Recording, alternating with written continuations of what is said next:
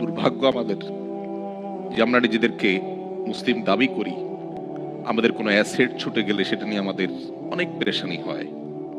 কিন্তু আমার ঈমান দুর্বল হয়ে যাচ্ছে কিনা,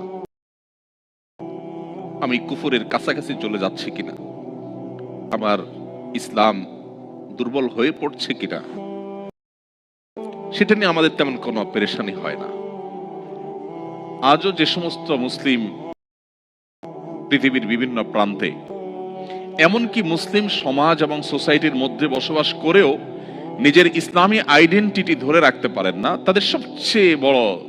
ঘাটতি এবং দুর্বলতার জায়গাটা হলো ঈমানের দুর্বলতা। মাল্টিকালচারাল সোসাইটিতে যদি ইসলামকে বুকে ধারণ করে মাথা উঁচু করে হীনমন্যতাকে দূরে ঠেলে আপনি যদি আপনার দ্বীনকে নিয়ে আপনি প্রাউড করেন, আপনি যদি একজন ভালো এবং আদর্শ মুসলিম হিসেবে নিজেকে আপনি উপস্থাপন করতে পারেন,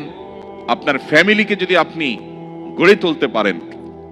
সন্দেহাতীতভাবে এটা বহুমুখী চ্যালেঞ্জিং। প্রতিকূল পরিবেশে